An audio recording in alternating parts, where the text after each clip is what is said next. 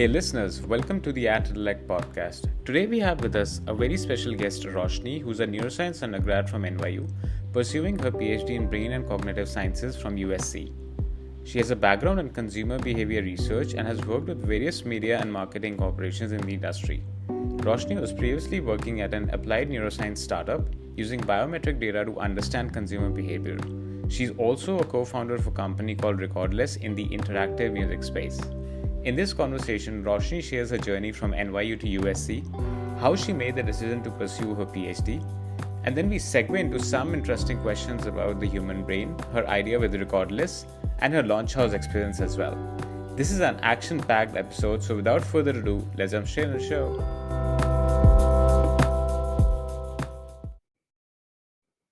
Hey Roshni, welcome to atintellect.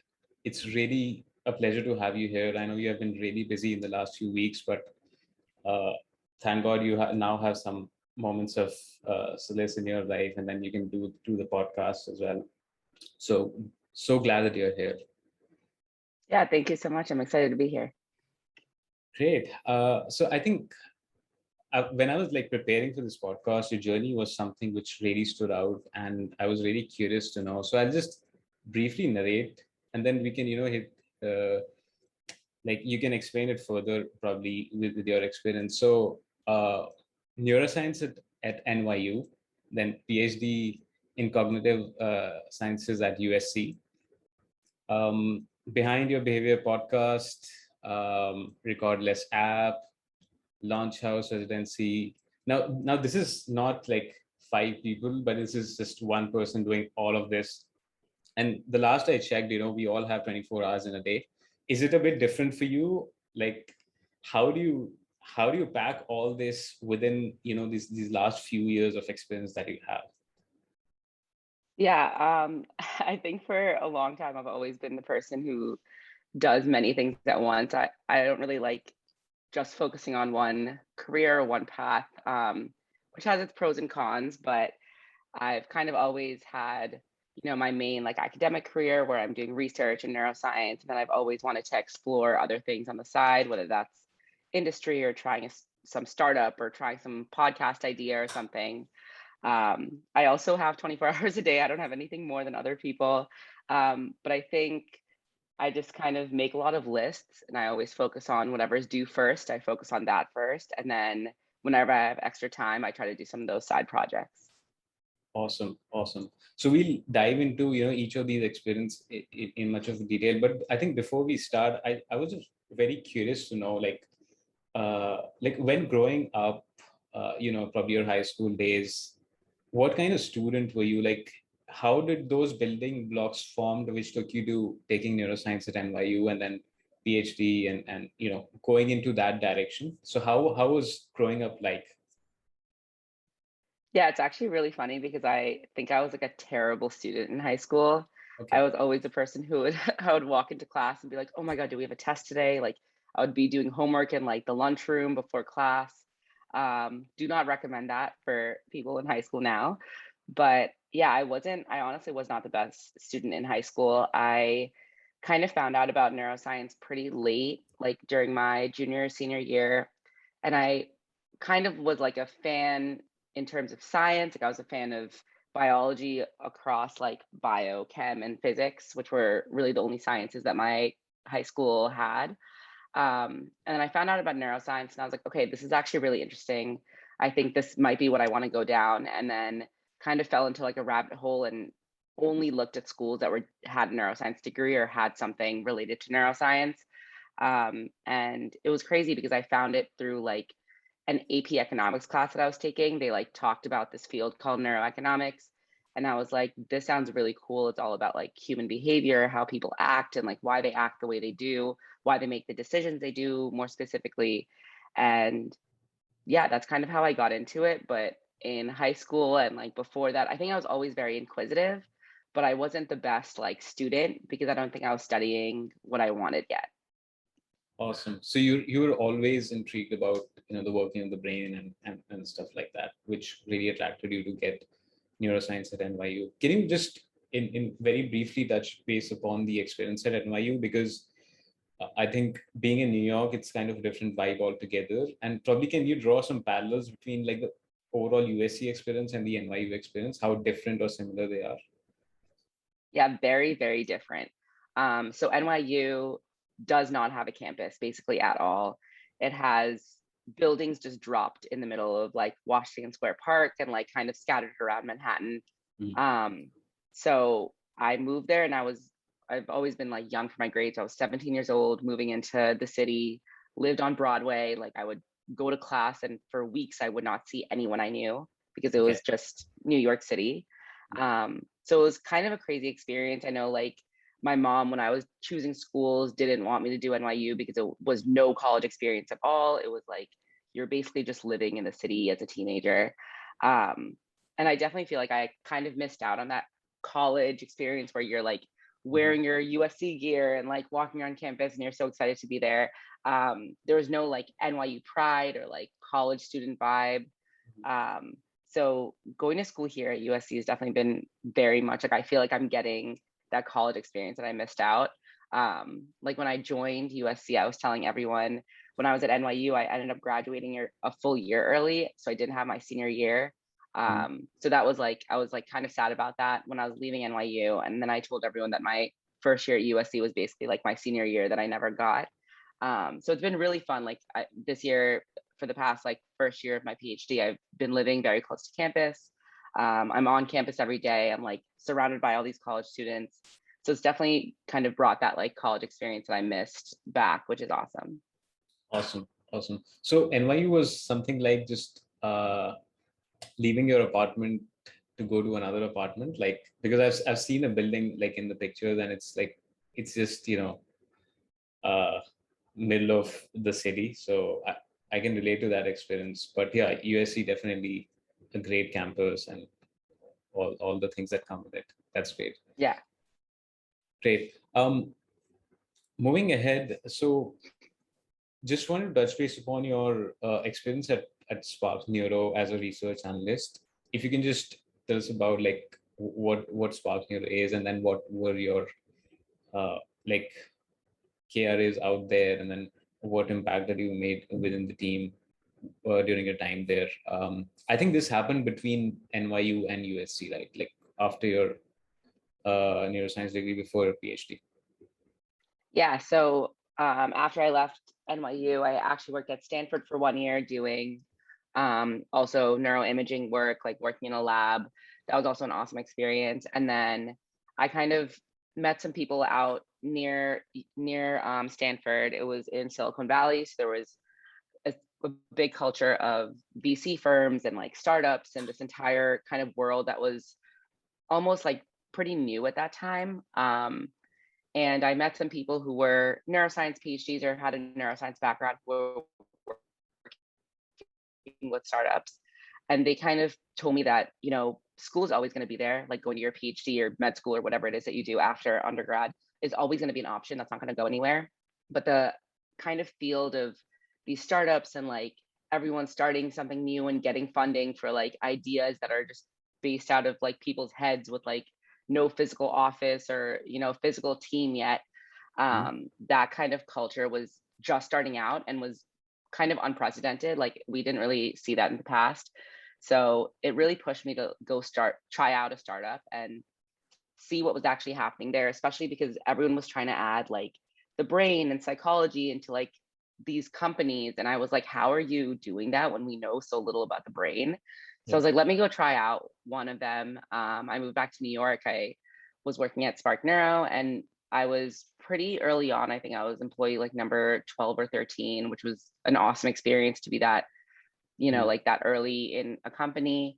Um, it was overall a company that was looking at consumer behavior. So we were using biometric data, including like skin response, eye tracking, some EEG data, so like brain waves, and using all that data kind of put together to understand how people were responding to content. Mhm. So initially it started out with doing advertising content. So people would show us some ad that they're working on and they would be like, how do I make this ad better? How do I make it more engaging and stir more emotion for my audience? So we were able to look at sorry, emotion and attention and in how these consumers were reacting. And then it kind of expanded further from just advertising. And we looked at, like, for example, I worked with Chase Bank and we looked at like retirement values, like how people, if they were to plan for retirement, what do they value and where do they want to like save their money and put their money into.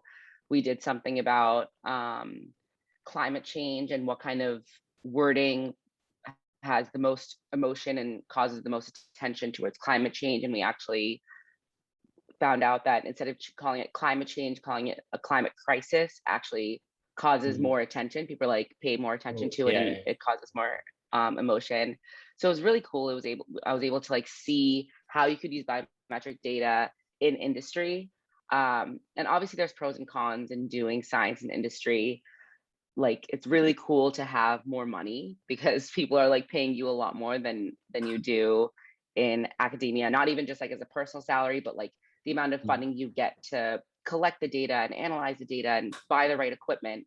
And then in terms of like cons, you're always answering to a client or to an investor or someone. So sometimes when like the science doesn't show what you want it to show, there can be like tension because they're like, we want it to tell us that the client's always right, obviously, or like the client wants to see some result and the result's not coming out.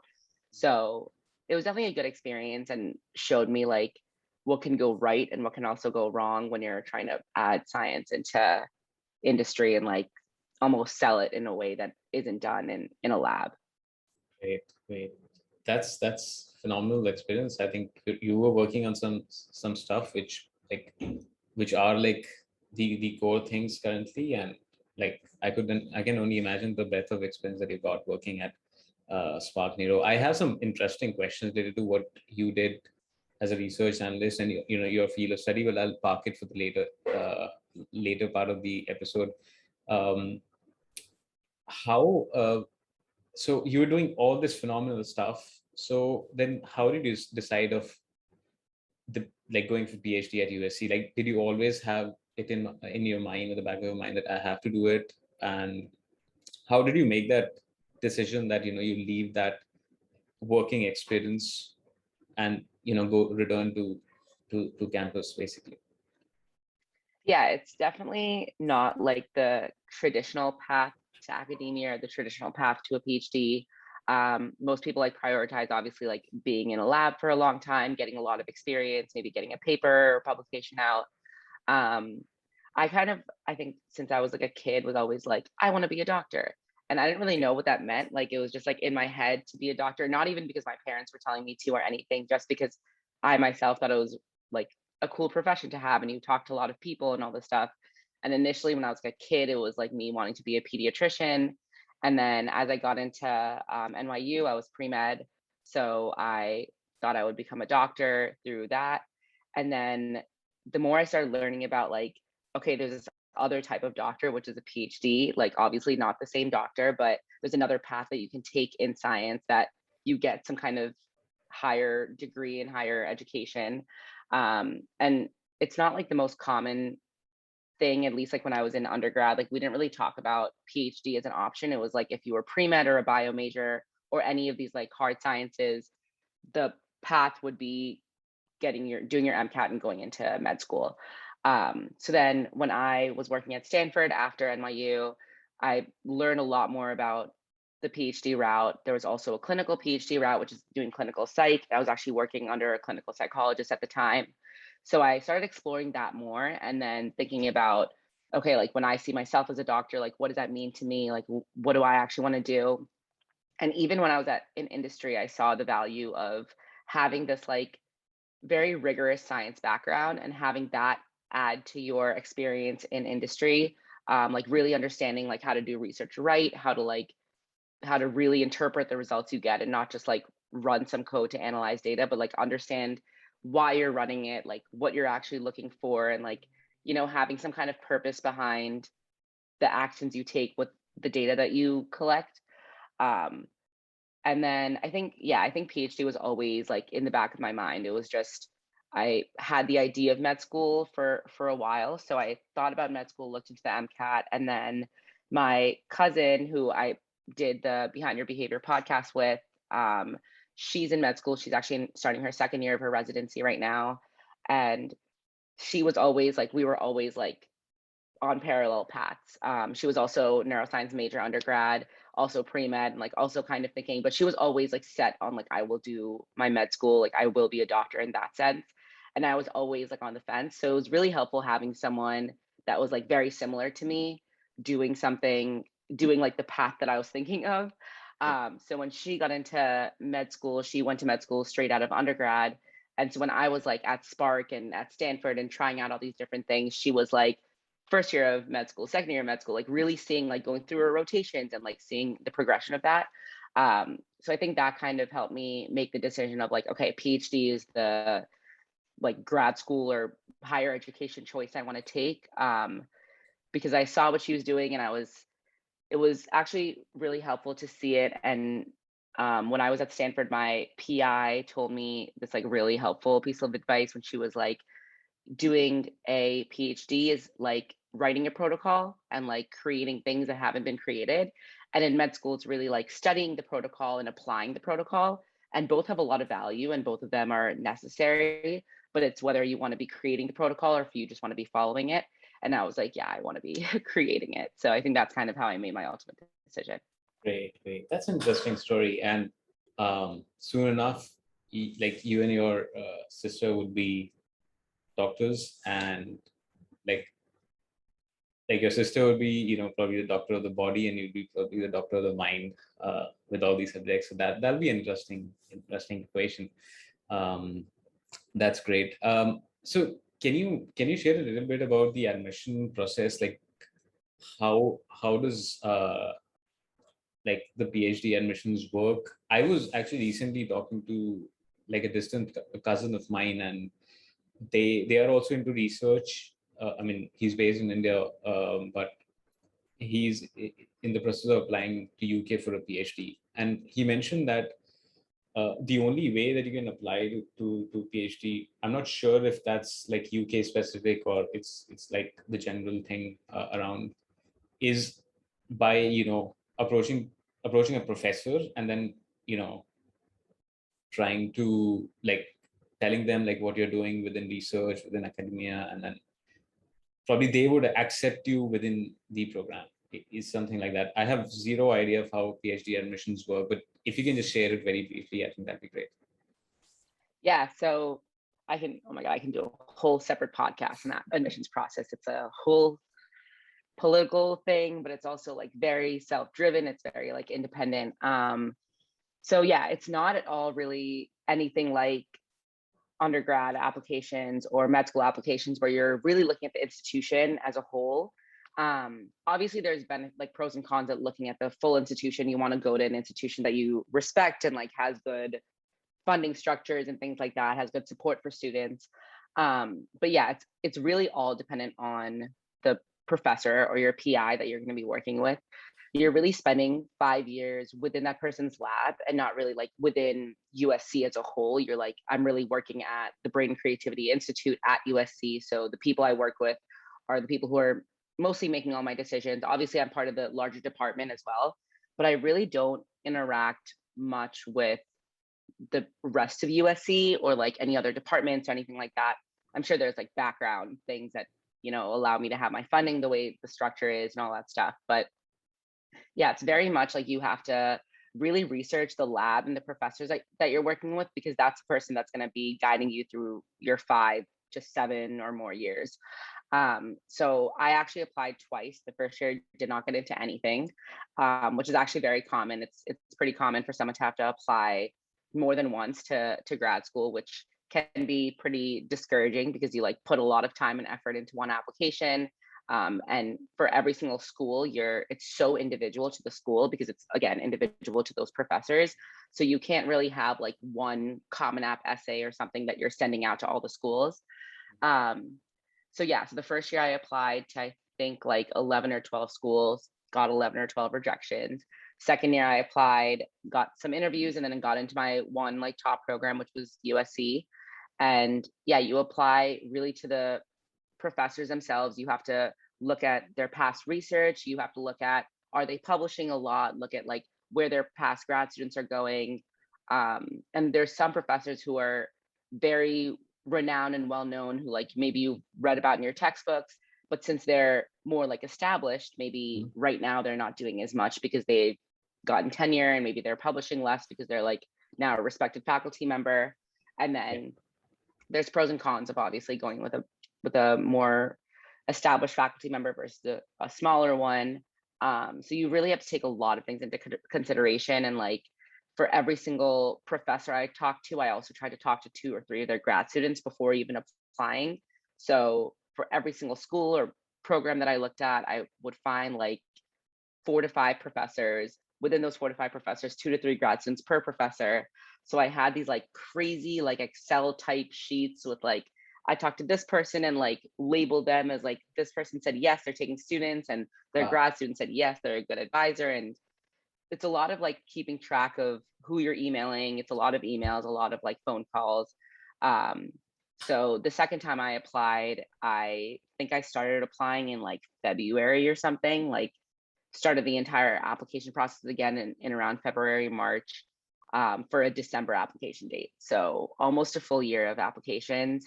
If you count like the year before, it was almost a year and a half of applying. And then once you submit your application, then you have to go through the interview process and like do mock interviews and all that stuff. So definitely a very intense process to get into a school, but it makes sense because they're, first of all, investing in you as a student. Like I'm not paying for grad school. A lot of these programs, especially in the US, are fully funded. So they're really investing in you. You're kind of like an employee basically, because you're doing research for the university. And again, like it's a 5-year commitment on your part as well. So you want to put in as much effort into like almost interviewing the school and the professor as they are into you. So it's like a two-way street. No, definitely. I think that really makes sense. And also you're doing some of the really important and life-changing work, right? Like research drives humanity forward. So it's definitely really important work that you're doing, which really involves that kind of homework on both the sides, for the university as well and for you as well, which is great. I was personally in a myth all these years that you can only do a PhD if you have a master's degree, which I recently realized is probably not required. So I think you also went straight after your bachelor's. So like a master's degree is not required for PhD, right? I think for some PhDs, they prefer it. It depends on like what the field is in. When I was actually graduating NYU, I did have that extra year, so I could have done a master's or something. And I talked to a lot of professors, and they were like, if you're doing a PhD, especially in neuroscience or psychology, they're not specifically looking for a master's. That being said, I do have a lot of peers in my program right now who did have a master's. It doesn't necessarily make sense to do a master's in the exact same field. So to do a master's in psychology before doing your PhD in psychology, because at the end of your second year, with the coursework that you've done, you can actually apply for a master's. So a lot of the second years in my lab have just applied and gotten their master's in psychology, because you're kind of like completing that coursework within the PhD itself. So yeah, I think for neuroscience, for biology, for some of these fields, it's not necessary. Okay, great. So just want to know a bit more about your current experience at USC. Like how has it been since now? It is like PhD really tough. Like probably med school is tough. So how do you compare that with PhD? Definitely the subjects that you're taking are really difficult, but how do you feel like the pressure and everything? So I do have obviously my cousin in med school. I have a lot of my friends from undergrad are also in med school, my like best friends from undergrad. So I would say it's a very, very different kind of difficulty. In med school, you're on like a schedule. You have your entire class in the same classes as you, like kind of in the same stage. Obviously, people are pursuing different specialties, but there's a pretty rigid like schedule and like set of what classes you have to take, what milestones you have to hit. I think in PhD, it's so individual. I think that's what I had to adjust to a lot. Like my whole first semester, I didn't see a single one of my class is 21 people. I didn't see any of them like at all the whole first semester unless they had like specific psych grad student meetups. So that was a little bit interesting because I thought there would be more of like a sense of like student community and like college-y type feeling. But it's very, very individual. So like I had 3 classes my first semester, did not have any classes with any of the first years. I think there were maybe a couple in one of my classes. This past semester, I had one of the classes where I had a lot more of the first year students, and I think I like chose that on purpose so I could be with more of them. But in terms of just like day to day, it's so self-driven that like there's days where I don't need to be on campus at all. There's some days where I'm on campus until like 8 p.m. because I'm like scanning and running subjects and doing all this stuff. So yeah, it's been a different type of difficulty because there's no one really like telling you you need to push out this much research or do whatever at a certain time. Obviously, depending on your advisor, but it's very much like, okay, like I know I'm on this project, so I want to get this much done in the next week, or like I want to set this deadline for myself. But a lot of it is just on your own time. Like if you're on a project, like that's all self-driven kind of. So especially the first year, also you're still like getting used to the lab. You're kind of like half on some projects. You don't really have your own research project yet. And obviously when you have your own research project, there's a lot more work that goes into it because you are the one driving all the data collection and analysis and recruitment and all those things. But being on other people's projects, it's like, I like kind of have these things to do, but like, it's not mine. So like, it has to be very like, again, self-driven of like, I need to get this done in a certain amount of time for this project or this paper that I want to publish or whatever. So it's been very much like trying to figure out what my workflow is like. This is the first time where I'm not like you don't have a boss giving you a deadline or a client giving you a deadline, or you don't have like tests every 2 weeks like we had in undergrad or whatever it is.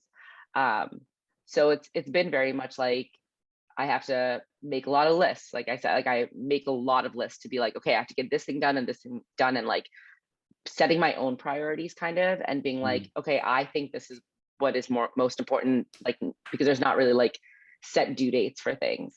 So it's been interesting because it's not like, it's very different from any type of school I've ever been to or like any job I've ever been to. And it's a different type of like workload and things like that. So it's been nice because it's very like you set your own schedule and you can work it out with your PI. Like from the beginning, I told my PI, like, I cannot do mornings. I like don't wake up in the morning. My brain does not work in the morning. So he knows like I will be up until like 3 a.m. working. And it's good because my PI is like that as well. But yeah, so it's been cool to be able to like set basically your own schedule. And it's also given me the time to like do some of these other endeavors like Recordless and work on some of these side projects as well. Yeah, great. Yeah, we'll come on those. I think those are the interesting pieces of the conversation. A couple of questions. So because the PhD is so much self-driven, how do you like keep yourself on track and keep yourself motivated?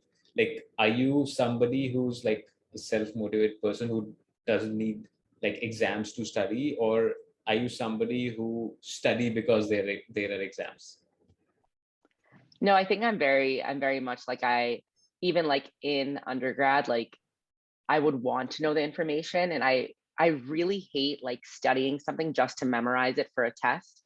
Which like made studying a lot harder because all my other friends would just be like, just like memorize this answer and then you just remember it for the test. And I was like, I want to understand why that's the answer. So I'm very bad at just like copying people's stuff or like, just like doing things just to have it for the test. I very much want to like understand the reasons behind it.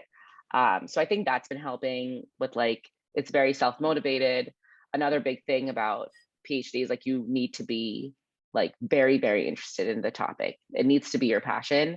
And they can kind of see through that, especially in the application process. If you're just kind of reading off of a script or just reading off of their lab website and being like, oh, you did a project on this, so I think that's interesting. You need to have very original ideas and have reasons, again, like what I was saying before, of like why you're analyzing the data the way you are, how you're interpreting the results. So I think that helps a lot with like the self-motivation. Is I'm genuinely interested in the stuff we're researching. So I want to analyze and find the results, or I want to collect the data and, like doing scans on campus and like doing these, like working with participants and getting all the data. Even though it's not like my personal dissertation project, I'm very, very interested in it. And it's what I will hopefully use in some of the projects I pursue in my PhD. So I think it's a lot of like self-interest that's driving motivation. Awesome. That's great. Cool. Another thing I'm very curious about because of the breadth of experience. So what does the future look for you, or should I say, what does the future look for Dr. Roshni? Is it academia, like research, private research, entrepreneurship? What's on your mind currently? Well, hearing Dr. Roshni, that's hilarious. I'm pretty bad at like planning for the future, and I still have another 4 years of the program, so things will very, very likely change.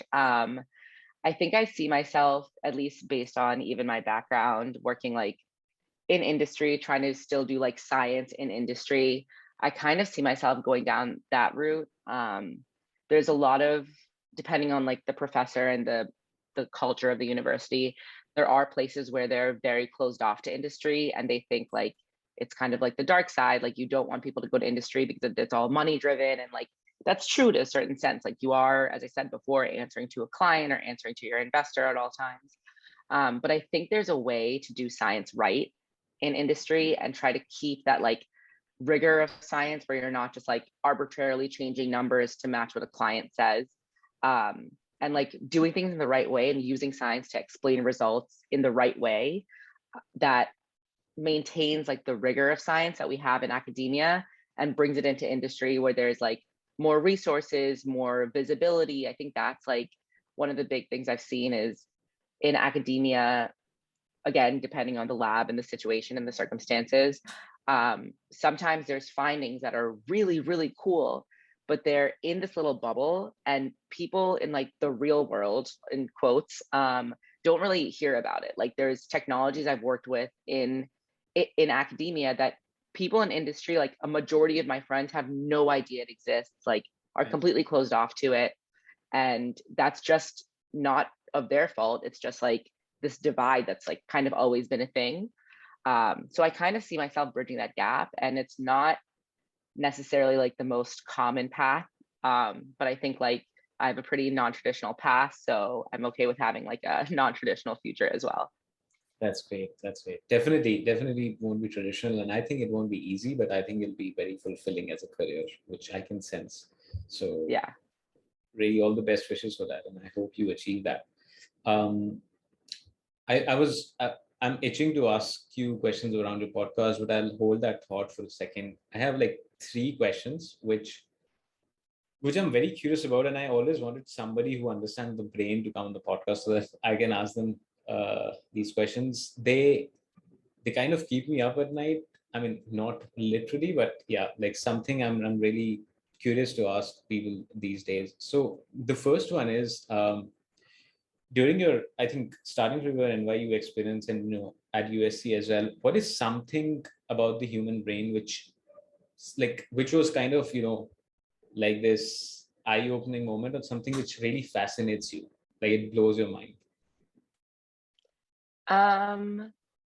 There's so many things. I think one of them is that we're constantly learning about functions of the brain that we like previously thought we were like, yeah, we got that part of the brain set, like that does this function and that's it. And now we're realizing like all these areas, like for example, the visual system, like we thought we had the visual system figured out, like when I was in undergrad, basically.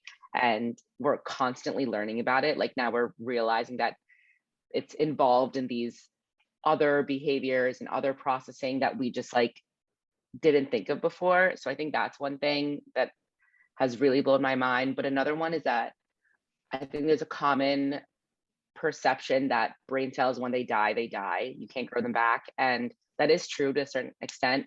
But again, like what I was saying with those technologies that I've worked with in the past, there's certain technologies that actually can like regrow connections and like cause your brain cells to kind of build connections that may have died off in the past.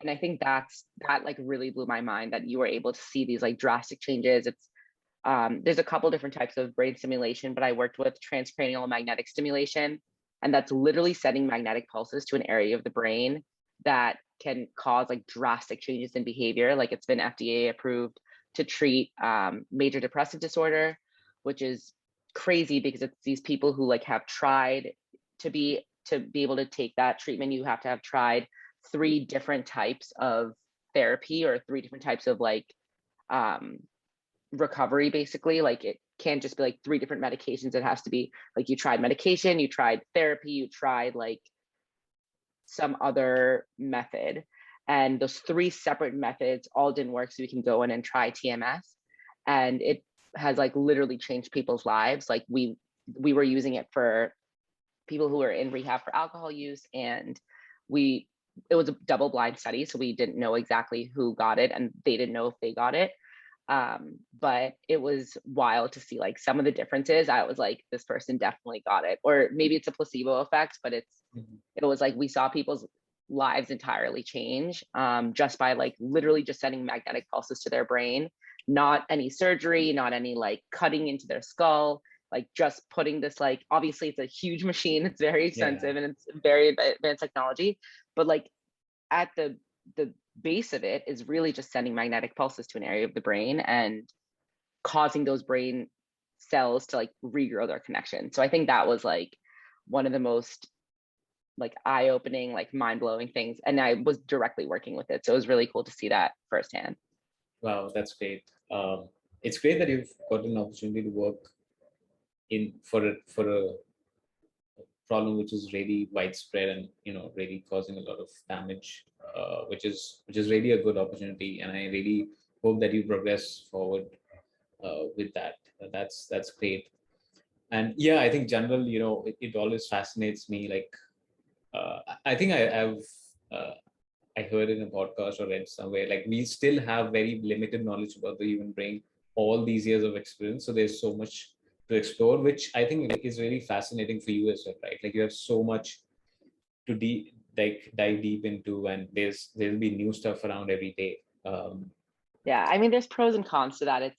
There's obviously like it's exciting that there's so much to research as like a researcher, but it's also like we're kind of like basing our research off of nothing, kind of. Okay. Like there's this whole like a replication problem that's still ongoing now in psychology research, that a lot of these findings that we like learned and based our research off of are being like disproven now. So now we're like, we built all this research and all these studies off of these like core beliefs and core claims that previous researchers told us, and now those claims are false. So now we're like, what happened to all the research we built on top of it? So it's scary in some senses, but it's also like exciting. Depends on how you look at it. That's great. And I think so. This makes me remember. So I think I keep on I was going through like your Twitter feed while I was waiting for the podcast, just to get a sense of what you're doing. So I think you tweeted a couple of weeks back that it was something like we really don't know too much about the brain or nothing about the brain, something like that, right? So yeah, it's really, I think it's a very curious act to really study this, and because you know that you have a limited data set that you have to work upon, but the whole field is so fascinating that I think like when you spend too many years around this, the overall work that you do would be very, very much rewarding and satisfying as well. So I think that's great. Yeah. Sorry, I do a lot of research before I have guests on. I would go to their Twitter, Instagram, read their book that they have, or a podcast that they're doing. So yeah, that's part of the process. Yeah, no, that's awesome. Yeah. The second question is it's around AI. I think you did a talk on AI pretty recently.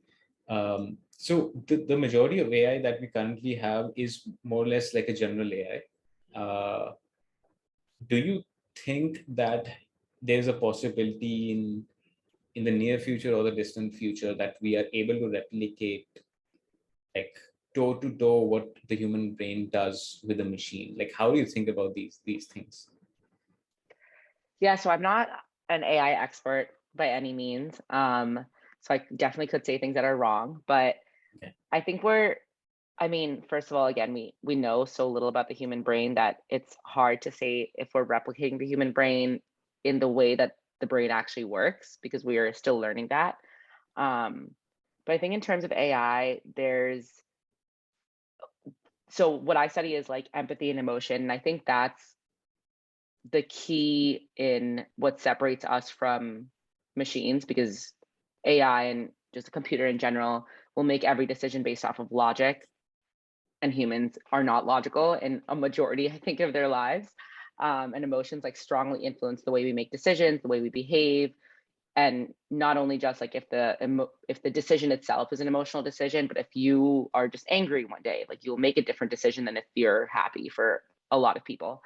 Um, so I think that is what's lacking. Like an AI machine isn't just like pissed off at someone for a day and like making different decisions suddenly.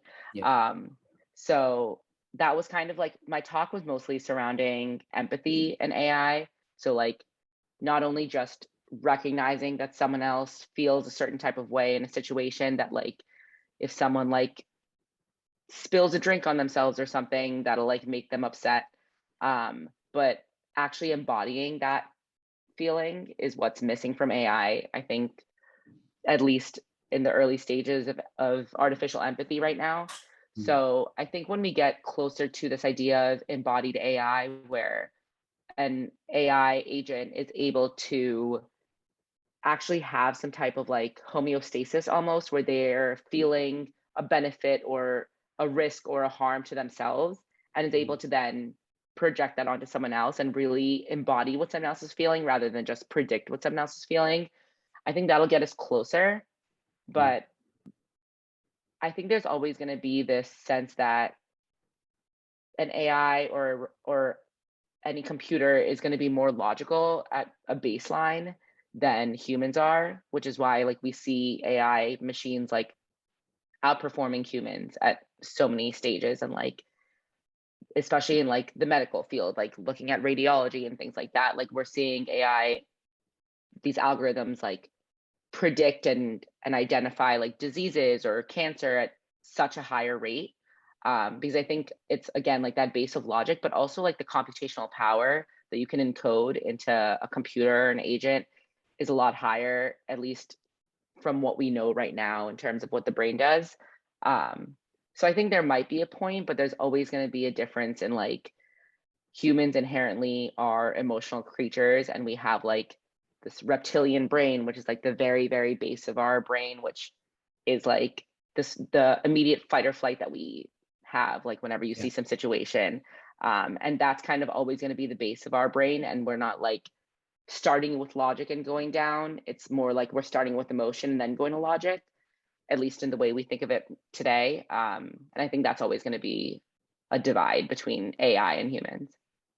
Great, great. Thanks for the detailed answer. Now I have some more food for thought to, think about when I cannot sleep at the night. Yeah, So there's always things to think about at night. yeah, great. The last one, if we can touch base on very quickly, something which really fascinates me a lot as well is what do you think about the idea of what I think is going with the trend, like putting chips in the brain, something like Neuralink or but whatnot we're trying to do with the brain. Like, is it a good progress? I mean, what are your views about it? Yeah, I don't know too much about that field. I know it's like emerging and there's a lot of new technology coming out.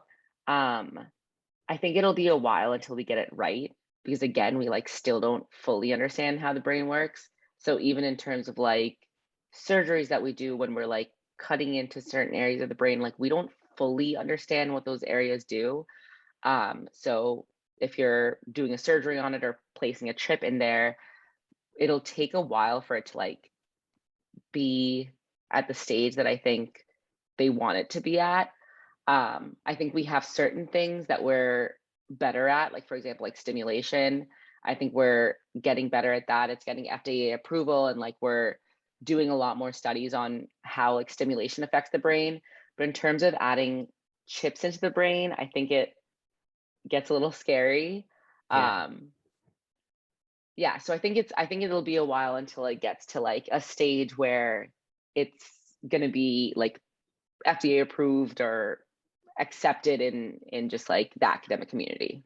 Yeah, it'll be a tough thing to do. Like in my opinion, I think we should leave the brain as it is and not mess around with it, because the negative aspects of it really drive me crazy at times. But yeah, I mean, humanity drives forward anyhow, so like we can't really stop what's about to happen. But if we are able, like with AI as well, if we are able to really take care of the negative aspects of it, I think that's a great tech advancement altogether. And same with the chips. I think if it's done for the betterment of humanity, why not?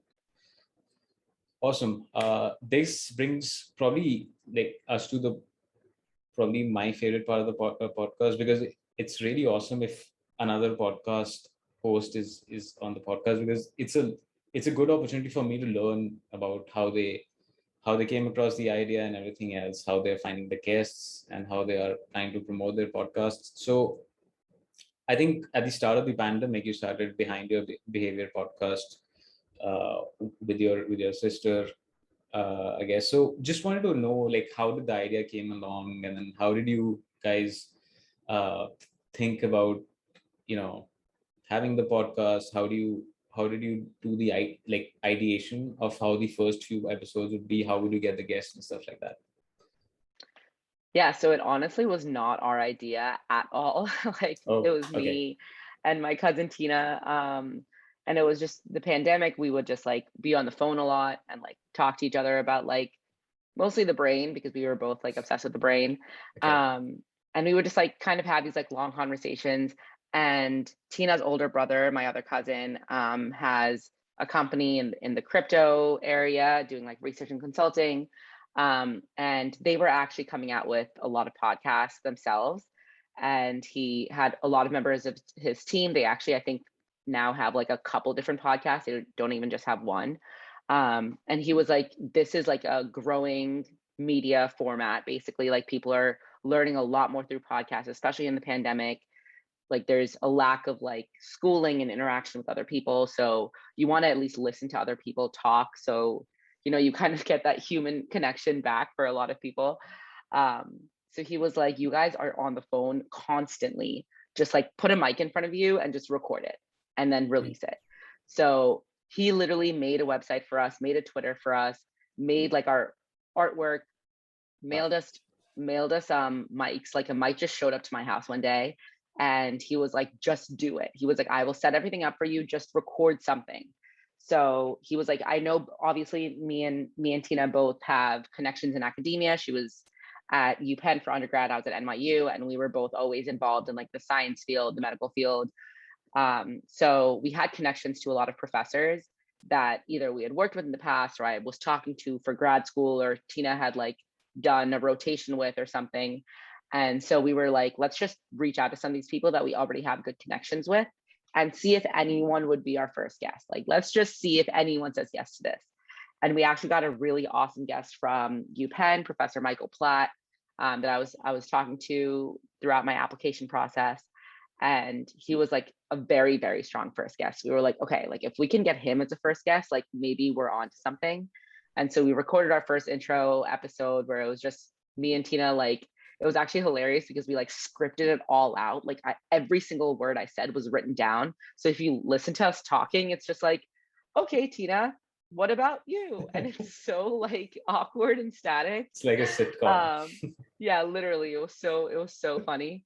But then when we had like our first guest, it was just such an easy conversation because it was literally like we were both interested in his work anyways, and I was like, I just get to talk to you about your work and like ask you whatever I think is interesting and just record it and then release it.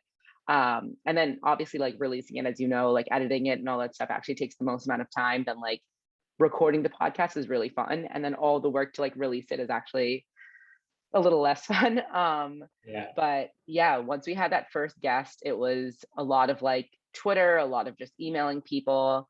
And it was awesome because I was applying to grad school anyway. So it was just like making connections that I would need to be making anyways for my applications. And it all just like worked out really well. And honestly stemmed from I was applying to grad school. My cousin Tina was applying to her residency, and I had already applied once, didn't get into anything. And I was like, I want to do something that differentiates myself a little bit more. And I didn't really hear of any students, and Tina didn't hear of any of her med school friends that were doing a podcast or had their own podcast or kind of like even like a blog or anything like that that was just showcasing science.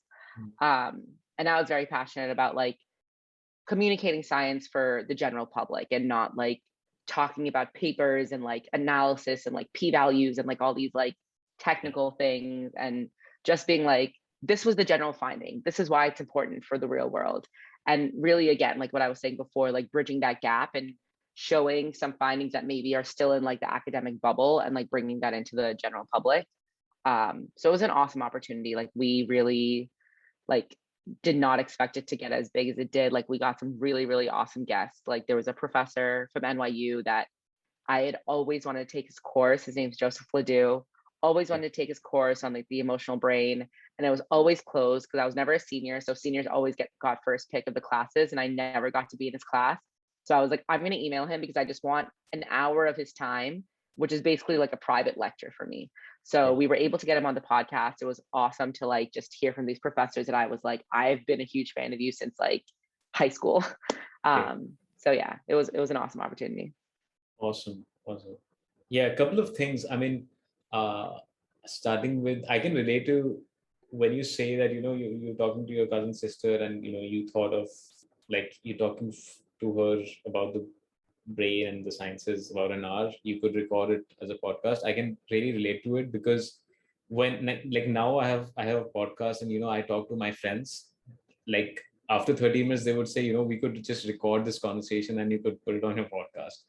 And it's hilarious because like I'm like, like let's not make everything like a content, right? So yeah, it's a bit hilarious conversations nowadays with friends.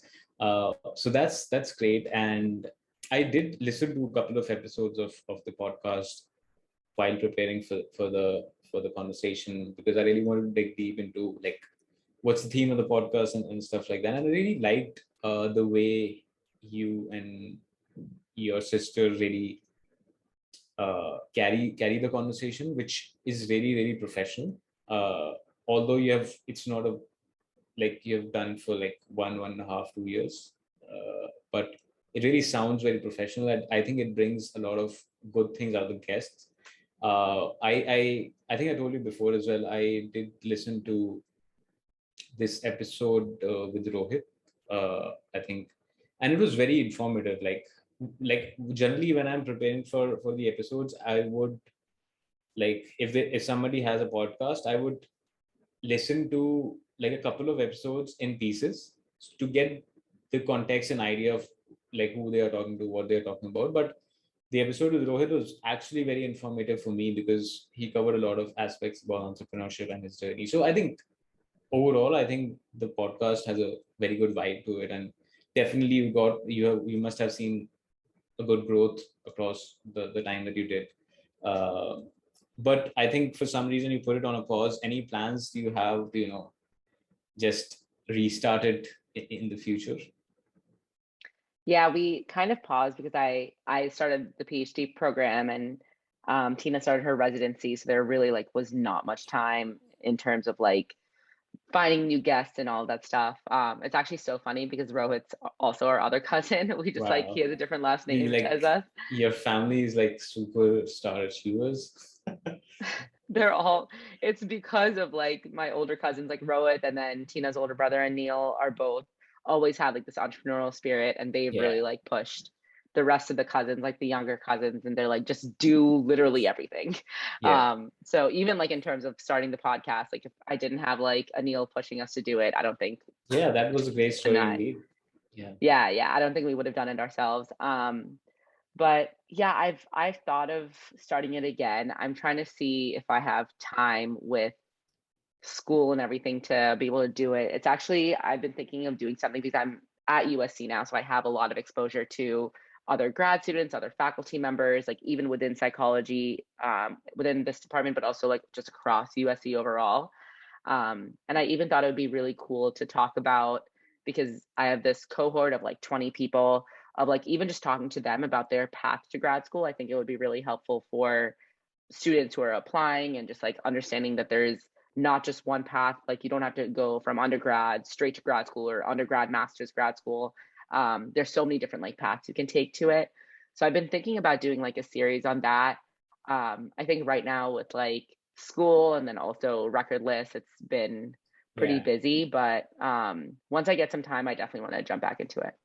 Yeah, I can get that point because, as you said, the recording experience is great, but then you have to do the editing, you have to do promotion and stuff. So that is a bit overwhelming. But I think it's rewarding. So if you can get some pockets of time between your schedule, I think you can just carry it over. And I think from a networking standpoint, as you mentioned, it's a great tool, right? Because it can open certain avenues for you. It can lead you to certain people, which I don't think otherwise is possible, no matter how hard you try. Because for me as well, like before the podcast, I was just a normal analyst working at Expedia, right? Who really knew me, but this platform really gave me an opportunity to talk to like really a bunch of really amazing people who could have never networked if it was not for this podcast. So I would really encourage you to do it again as you find time, and would love to hear more episodes. Yeah, absolutely. Great. You mentioned Recordless, so we'll just drop into it. I was browsing the website and really fascinated with the idea about, uh, you know, I think building something for the Web3, really bridging the gap between creators, music. Music has definitely been a very important part of my life as well. I spend countless hours on Spotify every day, whether it is podcasts or music, songs, anything else. Um, a brief introduction, like how did the idea came along, and how did you gather the team together to build this? If you can just simplify the idea for the audience so that they can get an eye of what you're trying to do with it, Recordless. Yeah, so the idea is basically making music more dynamic and interactive for fans and for artists. So on the fan side, like every time you listen to a song, it sounds static, but this is allowing the song and the music to really match your mood or your vibe of the day. So whether that's skipping around the song and only playing certain verses or certain parts of it, or physically changing the way the song sounds to make it more slow or fast or more exciting or whatever that might be, to match your conditions. That's one part of it. The other part is giving artists more insight on how the fans are consuming their music. So we're giving artists a lot more insights in terms of where their fans are listening to it, how their fans are listening to their music. Are they only listening to certain verses? Are they listening to it while they're working out or while they're on the beach or with their friends or whatever it might be?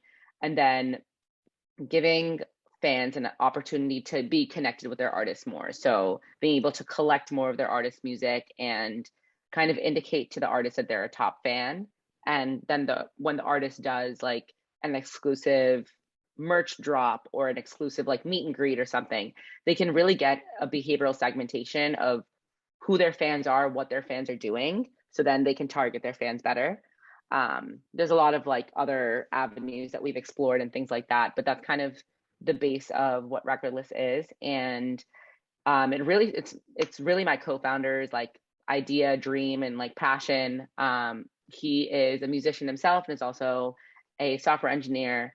And I met him like at the very start of the pandemic, right when I was like leaving Spark Neuro. And my boss at Spark Neuro was actually really good friends with my co-founder, Bradley. And we just got kind of introduced through that, through a mutual love of music. We started going to like some concerts together, and then yeah, started working on this. The idea, like as it stands today, has probably been around for about a year, but obviously a lot of development and progression before that as well. Great, great. That's a fascinating idea. Like you're kind of connecting a few like very complicated pieces of the industry together, which is really awesome. Um, I think it's good innovation in itself, and I'll be really curious to see how the whole concept progresses to reality.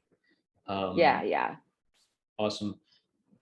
The music aspect of the app and the marketplace aspect of the app, I think these are the two broad differentiations. I might be wrong, but it is what I could gather. Um, how does it fit into the Web3 or the NFT ecosystem as of now? Because that ecosystem is again evolving day by day. But how do you see it fitting to it as of now? Yeah, I think it's still for us to do it the right way, because right now like NFTs and Web3 are kind of just like these like words that are being thrown around that are like, oh, everything is like music NFTs and like we're Web3 and all this stuff. So we want to do it in the right way where we're really using the potential of what an NFT is and like what music NFTs can actually be. So one of the ways would be like when we take a song, we can create different like song flavors or song modifications. So take a song and make a hip hop version of it, or make like a sad version of it, or an exciting version of it. And then locking those versions behind an NFT, which either that means the NFT holds some membership to an artist fan club, or means that that song version or song flavor is only available for a certain amount of time. So really like adding to this dynamic aspect of music rather than just being like, here's a music NFT and you get to download a song from a Dropbox link and then you can send that song to all of your friends. It's really like saying that there's some value behind, like you did a certain behavior, you went on a workout and listened to a song, or you went on a run on the beach and listened to the song, and that's how you have like you earn this NFT, this music NFT, and it becomes more of a collectible that indicates to your artist like you are doing a certain behavior to get more access to their music. That's how we're envisioning it right now. We're also trying to add more of an aspect of community where you have these like, again, song collectibles. You can maybe sell them to other people, or have this NFT marketplace where you can exchange these like fan experiences, and create like more of a community between the fans where you are all like part of this almost like gamified dynamic music experience, and adding more of like, this is your actual fan base who's like interacting with your music, and not necessarily just the millions of followers you have on Instagram or Twitter, or the millions of streams you have on Spotify, but like really creating like a community of your fan base, and like being able to incentivize and promote fan engagement. Awesome. That's great, and that's a unique way to look at it. I think what's different it is from like traditional Web2 products is like, even if let's say you're listening to music on Spotify, or you're watching a episode on Netflix or a movie on Netflix, probably you don't get something in return, right? So you're trading basically time, and you're also paying. But with this system, you, in the form of NFTs, in the form of collectibles, which you can again trade in the marketplace at a later stage, the artists are getting monetary rewards for creating music, and the listeners are also getting compensated somehow uh, because they are listening to that particular artist, which is a good two-way connection rather than just being one way in the traditional Web2 system. So that's kind of unique, and that's kind of interesting. I'll be really curious to see how it plays out in the future. Yeah, exactly. We're really trying to add like a gamification aspect to music where it's kind of like listen to earn almost. But like it's really like listen to like collect and like kind of be a part of this artist-based community. Awesome. Great. Brings us to probably the last part of the conversation. Again, something which I'm really curious about. So you were a Launchouse resident, I think, for their first residency, or Their first ever female founder residency, but they've had oh, founder residencies before. okay, awesome. I got to know about Launchouse quite recently. Like it was mostly I watched a YouTube video that they shared on their channel, and like it was the video explaining the concept of Launchouse and stuff like that. Like the first impression was like this is like hype house for founders. But I think there are a lot of more aspects to it. Can you share your experience in general? Like how was it being there? How was it interacting with the other folks around in the residency, and some learnings, some connections that you made out there? Yeah, I think on paper it can definitely come off as like a hype house where like you're just having fun and like living in this house. It was very much a professional, like serious experience. We definitely like had fun and made connections and like had a good time with each other, but on a day-to-day basis, like I have never worked that much in my life. Like you would just wake up and it was for in our house, it was like 20 female founders living in a house. Um, and you would wake up and just everybody's working. It's like silence in the house, everybody's working. And there's like everyone's taking calls. We have like phone booths everywhere. So people are like on investor calls constantly, like raising money and like announcing rounds and things like that. But very collaborative. It was a very collaborative experience. It was very much like just focused on building, like not even just building your company that you might be working on, but like building yourself as like a brand almost. Figuring out like what are the best ways to connect with people, build connections, maintain connections, I think was a really important part. And yeah, like just presenting yourself as like a founder slash builder in like the space. I think there were a lot of things I learned from there, like even like more practical things of like how to talk to investors, how to build the right pitch deck and like all of that kind of stuff, but also just like how to be more of like a like I've always seen myself as like, oh, I have my PhD on one side and I have the Recordless app on one side, and like these things are very separate, and then I have like the podcast as a whole separate thing, and like there are all these different like I'm a different person in each of them, but like being like, no, you can just be one person that just does all of these different things. And meeting other people that were like that were like, yeah, I have a background in like software engineering, but now I'm building this like company in fashion or something, like where it seems like two different worlds, but they're like merging together. And like, you know, you can be one person that does all these like 10,000 different things, and it's okay to be that person. So I think that was a big thing I learned. Another thing was Twitter. Like I am now like the biggest fan of Twitter. Like I've made investor connections. I've gotten invited to do talks places, like all just through tweeting. And I think that it like sounds like the most like simple, like dumb little thing to learn, but that was like one of the first things we talked about on our like first night at Launchouse. We had a Twitter talk by one of the founders. Brett gave this like Twitter talk he gives to every single cohort. And from that day, he was like, everyone make your Twitter. Like I had a Twitter from high school, which was like me tweeting about like Drake lyrics. Like it was so dumb. And so I was like, I'm going to redo this entire Twitter. Like if you scroll really, really far down, you'll see like me retweeting like J. Cole and like Drake and The Weeknd and like all this stuff. It was all about music.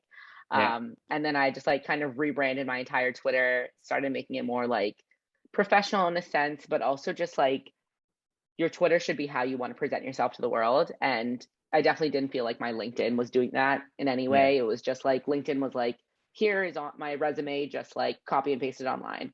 And the Twitter was really like, here's me, just like tweeting whatever comes into my head. And it's been an awesome tool, like an insanely awesome tool. And it's hilarious because my cousin Anil, who not forced us, but like pushed us to do the Behind Your Behavior podcast in a very positive way. He actually told me about Twitter. He's been pushing Twitter on us for years and years. And it was like, you guys are underestimating Twitter. It's the best tool. Like he's really grown his company a lot through Twitter, like found a lot of hires, like all of his like releases with his company Delphi. He posts on Twitter, uses Twitter way, way more than LinkedIn. Like has always told us like LinkedIn is nothing compared to Twitter. And I never listened to him. And like after the first like 2 days, I like had to text him and be like, yeah, bro, I'm sorry. Like I had never listened to you and you were always right. Like this is the greatest tool ever. And I cannot believe it's just free for everyone to use. Yeah, So yeah, I think that was a big thing that I gained from Launchouse on top of a lot of other learnings and just life lessons. awesome, awesome. That's a great experience. Yeah, and I think Twitter is incredible. I have a lot of guests on this podcast have been through Twitter, like you as well. I think I saw a tweet of yours, something around Web3, and I just took a look at your profile, and I was just blown away with the breadth of things that you've achieved. So it happened through Twitter. So that's a living example of how incredible the whole service is. Reflecting back to Launchouse, so Recordless happened during Launchouse, or it happened outside of that?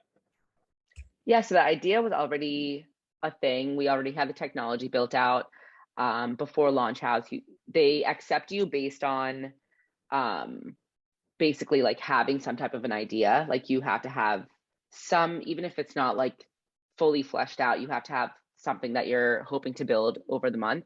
Um, it definitely accelerated a lot over the past month because I was full time. My co-founder flew out a couple times, and we really like just spent a month grinding on it. And even since then, the past month or so since Launchouse, it's just been grinding on like it's really like accelerated a lot. But yeah, Recordless was already a thing before I joined Launchouse. That's awesome. Awesome. I personally also have like a sort of dream to do something like Launchouse, but for the podcasting world. So imagine having, all these podcasters living in a place together and brainstorming on podcast ideas, getting guests, networking and stuff like that. That's sort of in my mind, which I really want to do.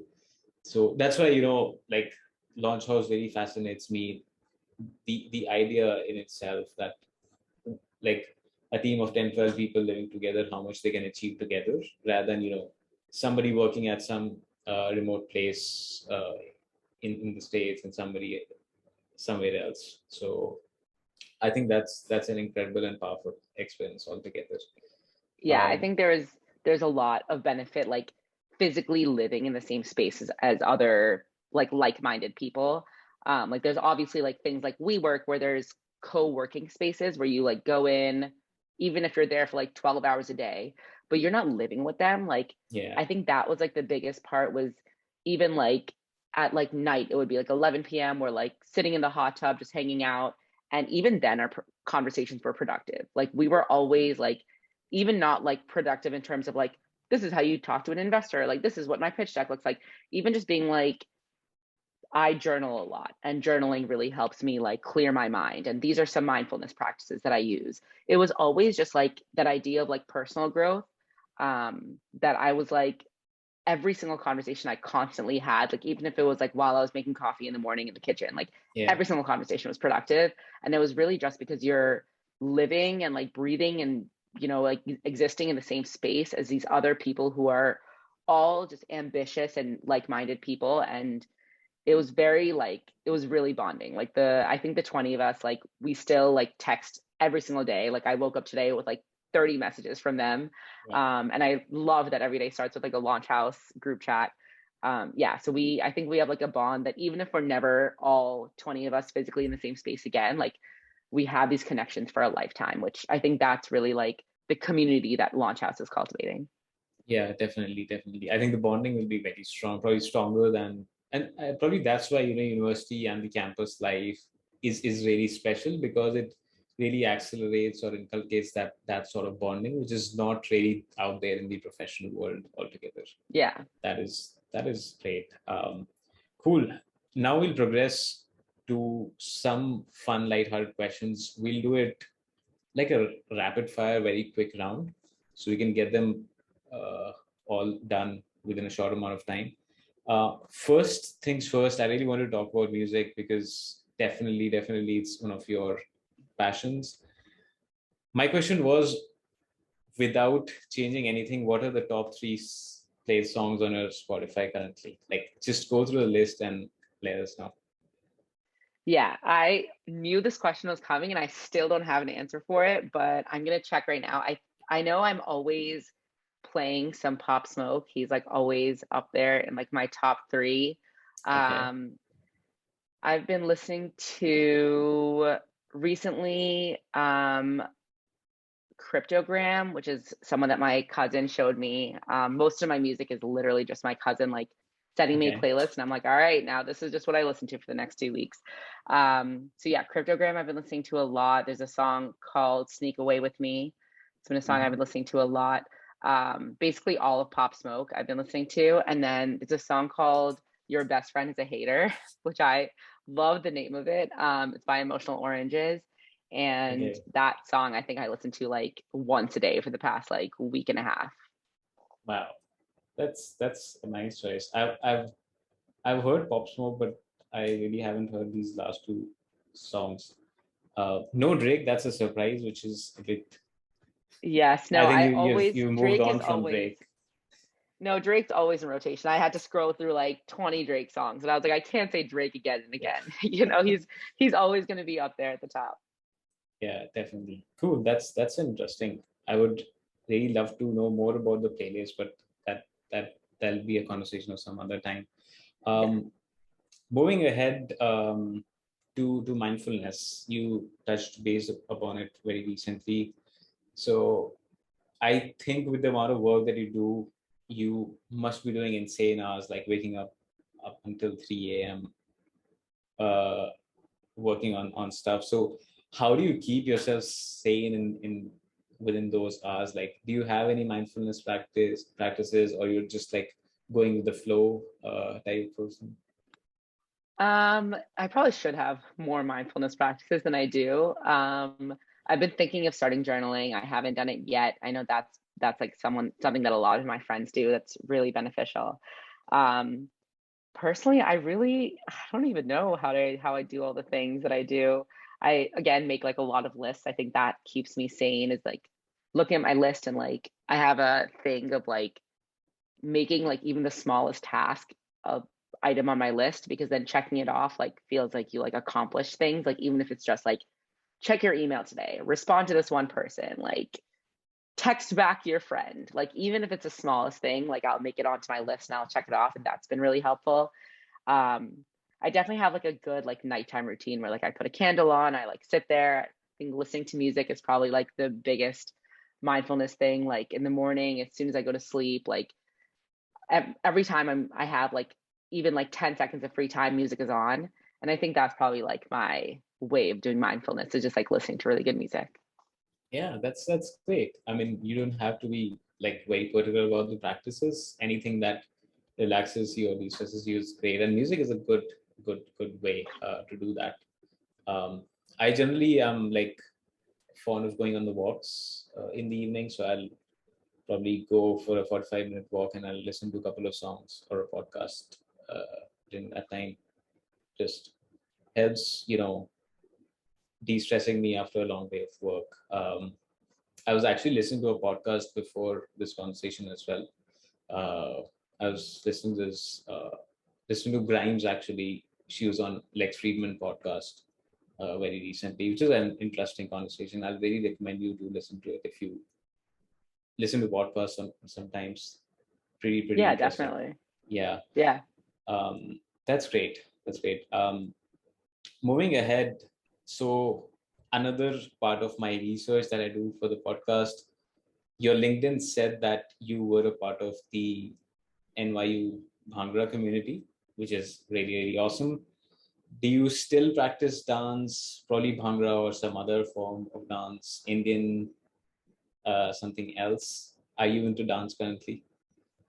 So I really want to go back into dance. I've been dancing my entire life, mostly doing Bhangra, but also just general like Bollywood dance. I was on like a dance team in high school. Actually, was head of the dance team in high school, and then I was on NYU Bhangra as well.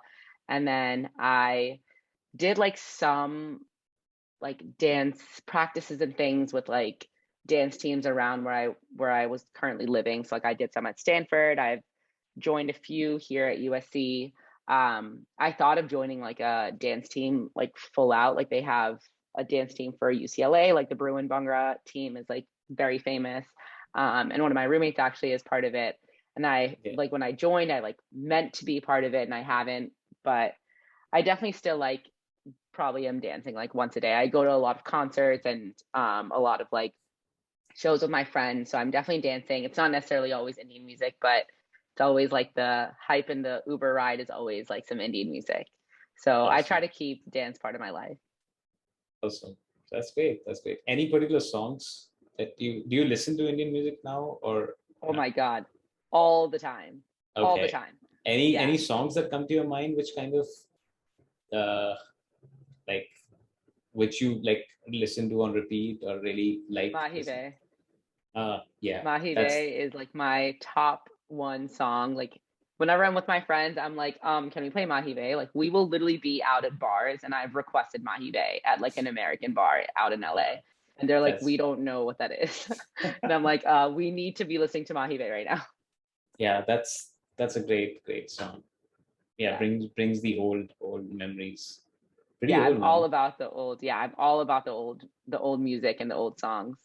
Yeah, that era of Bollywood is completely different to what we see now, which is really awesome. Yeah, exactly. Great.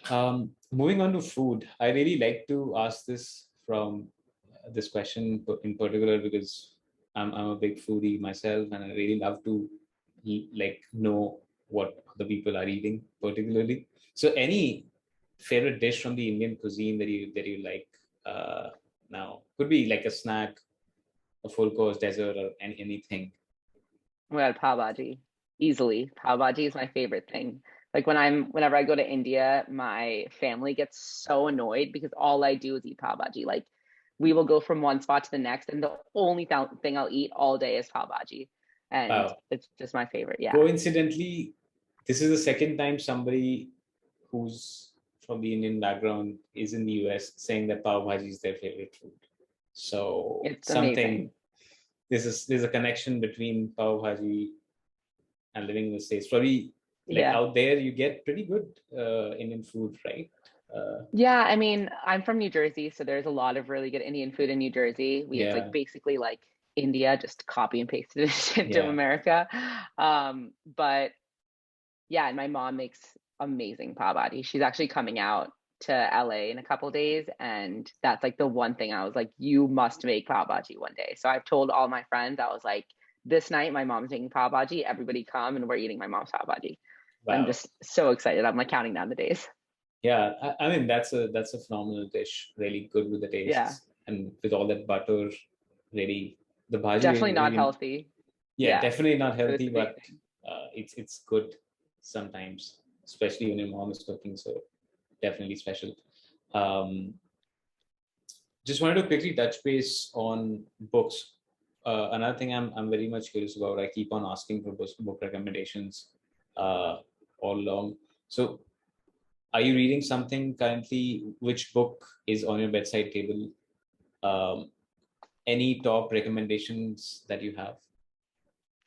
Yeah, so I used to read books a lot more when I was younger, and now I have like this bad habit of like I only read books that are like that have something to do with the brain. So I haven't been reading books like for pleasure, which I really miss. But one of the books is called Behave by Robert Sapolsky. I actually have it literally right here, this book. It's like it's like massive, literally massive, and I'm still like not even halfway, no, a little bit more than halfway through it. It like really talks about all of behavior. Like it starts from like generations ago of like how cultures began and civilizations began and the effect of culture and how that like influences like the split second before you make a decision and do a certain behavior.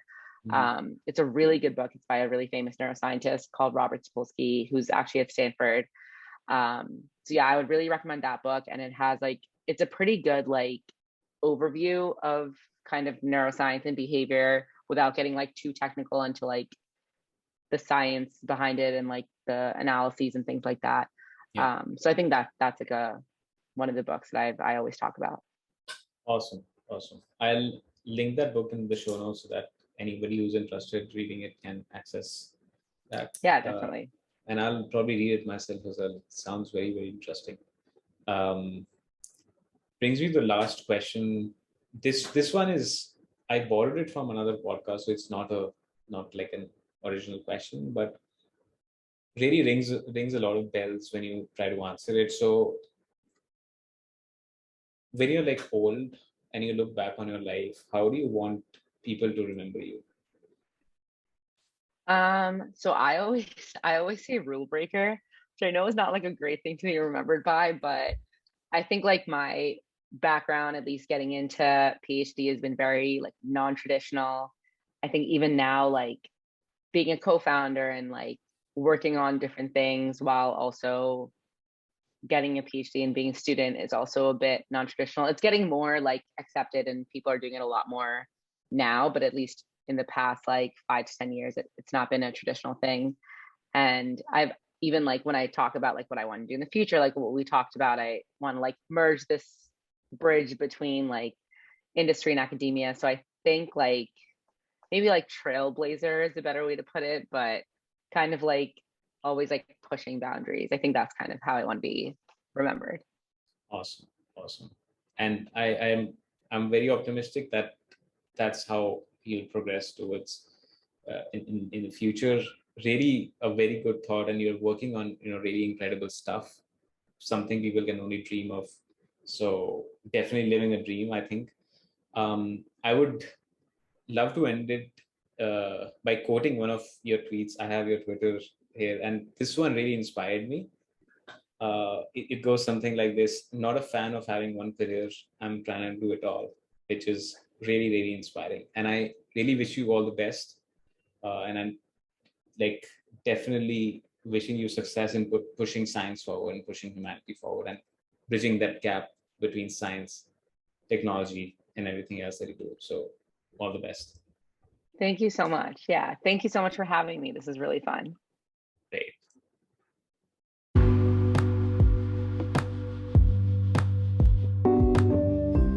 Hey listeners, thank you for tuning into atintellect. If you have any thoughts, feedback, or suggestion about this episode or the podcast in general, feel free to drop a note on atintellect@gmail.com. That is atintellect@gmail.com. Until next time, peace.